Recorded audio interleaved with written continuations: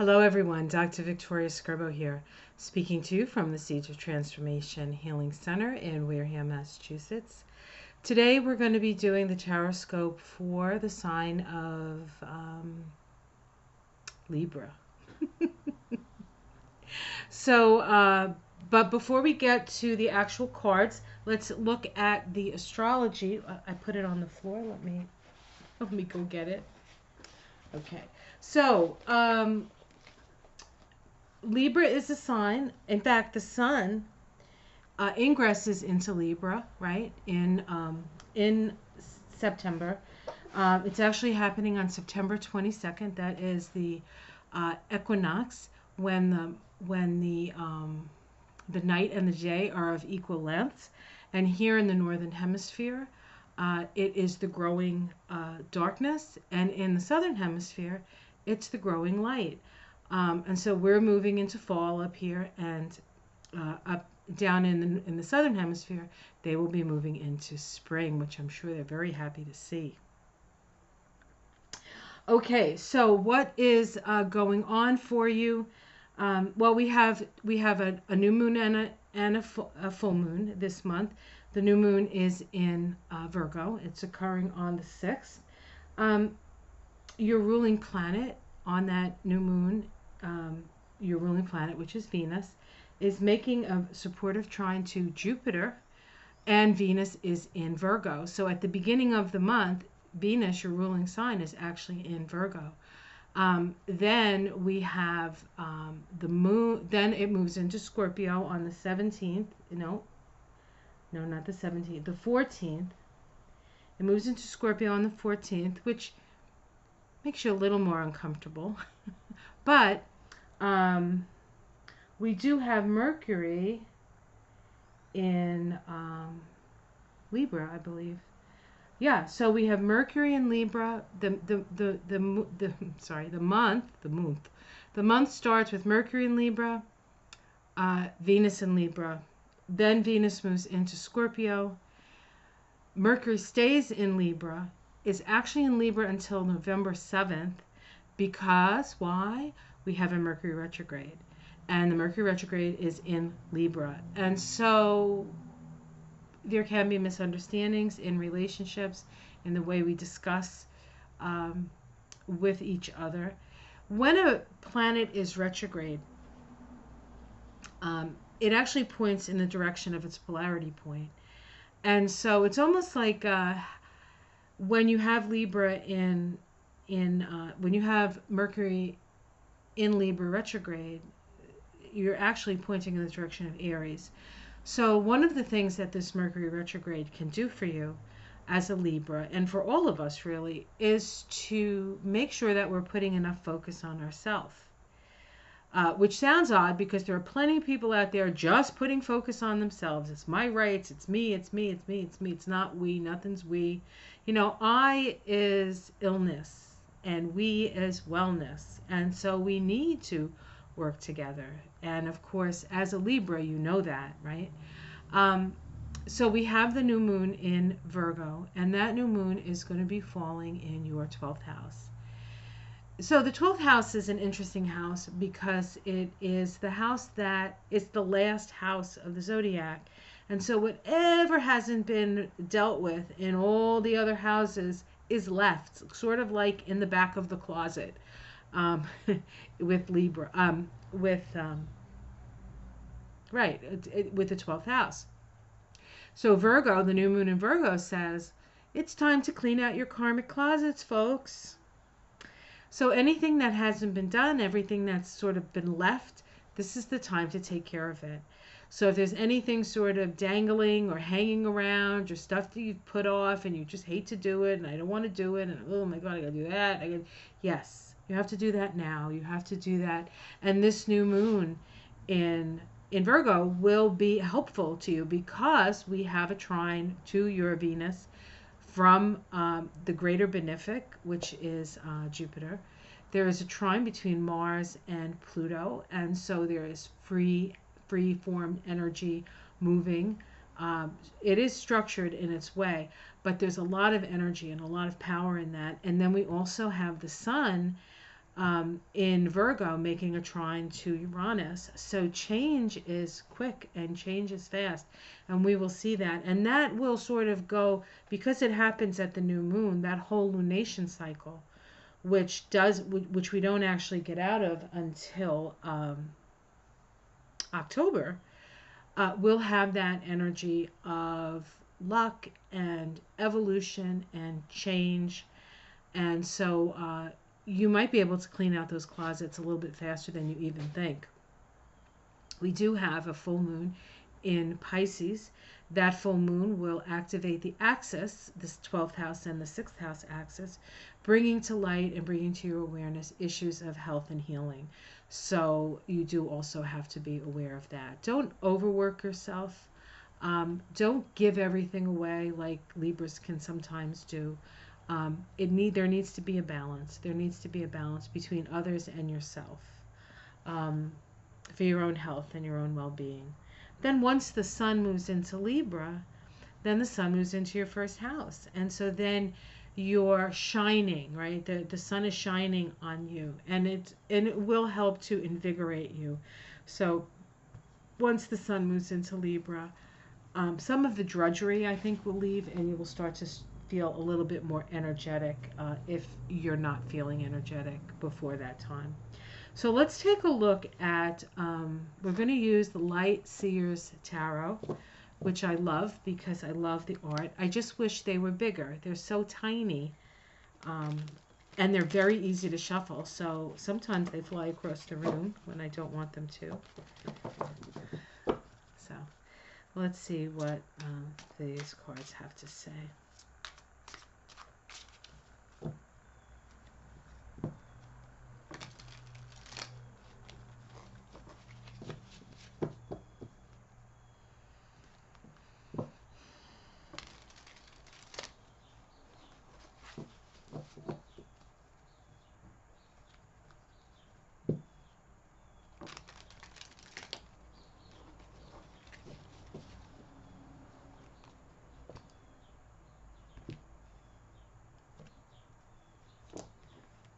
Okay.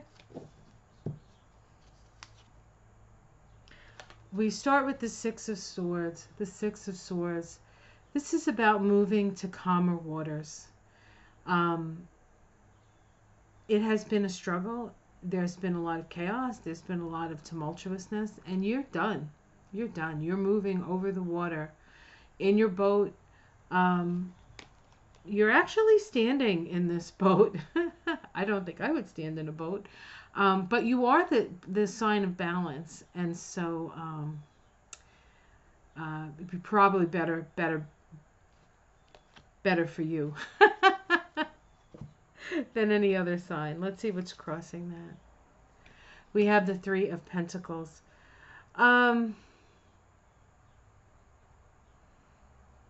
You have a sense of duty when it comes to the work that you do.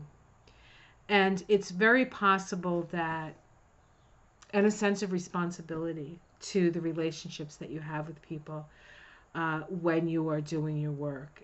And so if there's anything that's challenging this need to sort of move into calmer waters, is concern that maybe you're leaving people behind that need you. But I would say to that is people need you more at your best than if you feel frazzled. So if you need the time to move away and get the rest that you need, then it's definitely something that you need to do despite. And the people who work with you, I think, will be amenable. It could also be that you want to get away, but the finances, you feel like you can't afford to do it. I almost want to say, I don't know. I mean, that is a challenge. Underneath it, we have the Eight of Pentacles. So this definitely is a work issue. It's an issue about the work that you do. The Eight of Pentacles is about somebody who's very, very good at what they do. But there's also this energy of multitasking. And there's also this energy of burning the candle at both ends, I think. And that's something that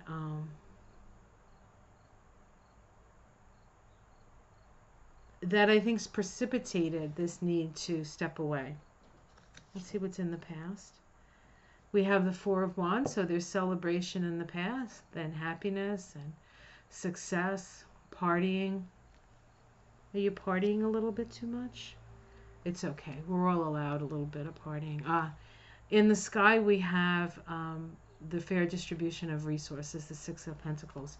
So what this says to me is that if what you're worried about is financial, you don't have to worry, because there is abundance above you. You will be compensated.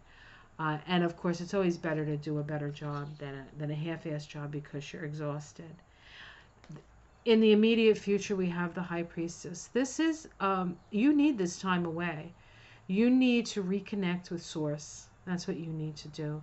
And this card talks about this, because there are things that you don't see when you're tired. You need to do some self-care here. You absolutely need to do self-care. You need to work on your spiritual stuff, your spiritual muscles, right? Which is kind of that 12th house thing that I talked about. Clearing out that karmic closet. How it's seen from the outside. You're seen as you're trying something new. Something that's going to bring you more balance and more physical vitality into your life. Your domestic situation, this divine discontent, this is probably part of what precipitated you to things weren't working for you. Things weren't working well for you. You weren't feeling fulfilled. You weren't feeling fulfilled. Hopes and fears, the sun will come out tomorrow. Bet your bottom dollar that tomorrow there'll be sun. I think it's going to rain tomorrow here, but you hope that, things are going to get better. They will. They will. If you do stuff for yourself, which for a Libra is not that easy, you will do better. We have the Two of Pentacles as the outcome. This is balancing. This is finding balance within yourself. There's a quality in this card of her sort of dancing with these orbs here, which is kind of neat. So it's really about balancing of the physical. I feel like you're very, very much overworked. I'm going to pull 3 to see if we can get a major arcana. We have the King of Cups. Attend to your emotions. The Two of Swords.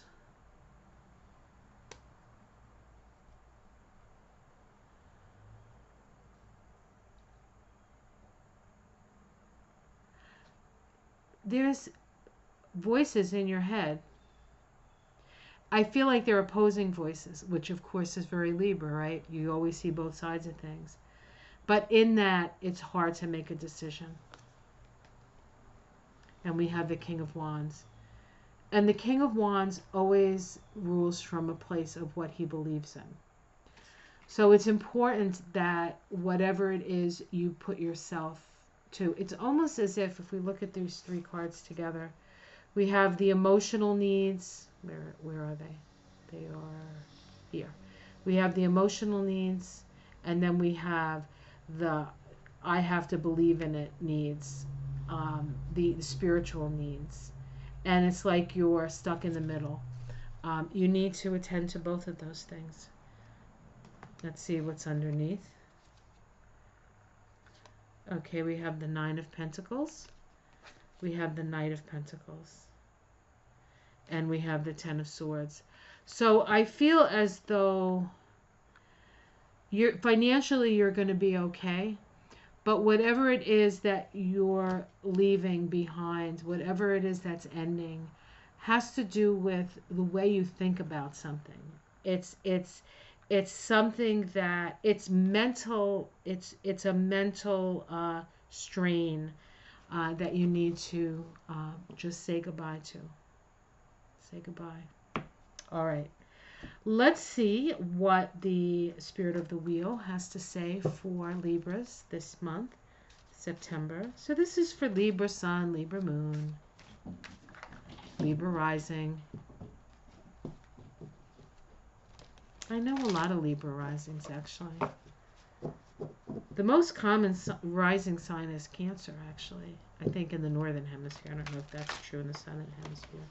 And the rarest is Capricorn here in the northern hemisphere. Like I said, it could be different in the southern hemisphere. I don't know. All right. Balanced relationships, self-expression, and boundaries. Rest and cleansing moon. Wow. You really do need to rest. 17. Okay. Okay. I'll hold it up. Oh, take my glasses off so I can see. I apologize for the way I look with my hair today, but it is so hot and humid that I could not do a thing with this. So as a Libra, I felt the need that I needed to say that to you because you guys are ruled by Venus. You have a natural ability to give without expectation. Being gentle and caring towards others comes naturally for people born under the rest and cleansing moon. This is an Aquarius energy. You may find yourself being pulled in many different directions by those around you who need your help. Because you naturally put others first, this card serves as a reminder to maintain your personal boundaries. If you forgive others too easily, you set yourself up for being hurt. Be a doormat, and others will try to take advantage of your good nature. People will respect and admire you more if you are clear about how much you are willing to give. Take a breather from the serious approach to life. Express yourself in positive, healthy ways that bring you joy. Spend time with children and creative activities. Love yourself enough to develop a special relationship with people who reciprocate the love and support you so freely give. Very, very true, Libra. Very, very true. And we have an elk here. An elk is symbolic of stamina.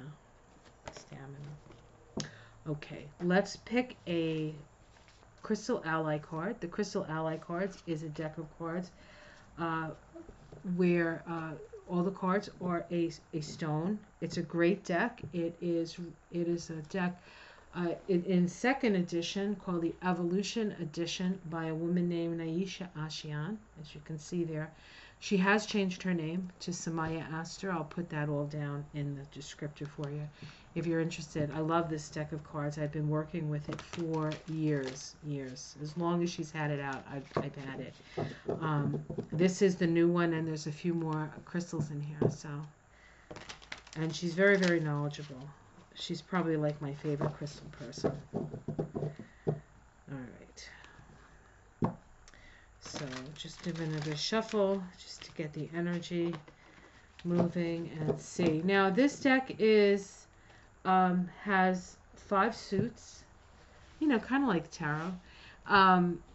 It has the earth, air, fire, and water. Earth is practical, fire is intuitive and creative, water is emotional, and air is mental. And then it has the storm element cards, which kind of act like major arcana, but storm elements are about transformation and contain within it all the other elements. So we have leadership, sunstone. It is a fire element card, fire element. So let's see what she says about sunstone. Okay, here we are. Chakras, your sacral and your solar plexus. So Svadhisthana and Manipura. Your affirmation is, I embrace responsibility as part of my personal power. And the message of sunstone. When sunstone enters your card, you're being asked to assume a position of leadership in the present situation.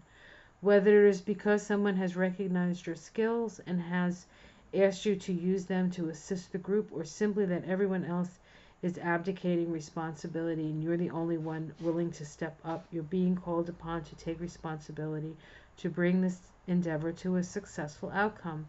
You may feel like hiding under a rock right now, hoping that someone else will take the task, but you're the one who is being called forward by the divine, so it's up to you to do your best to take it on. This new model of leadership is the dawning age of light that no one with your plate, no one, excuse me. This new model of leadership is this dawning age of light is one in which you place your skills, abilities, and experiences in service to the group. It is not about glamour or control. It is not about egoic superiority or dictatorial management. Those were tools of the old age. Now you must recognize both your weaknesses and your strengths, admit them, and step up anyway, because you are needed. You have the tools you need to successfully manage the current energies, but you need to be willingly committed to being seen and taking responsibility for the outcome.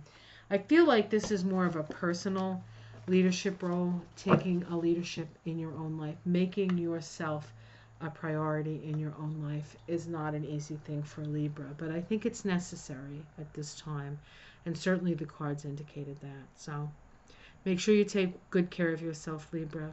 We couldn't do it without you guys, so take care of yourself, and when you're ready to come back out, and we'll be here for you. Much love. Namaste.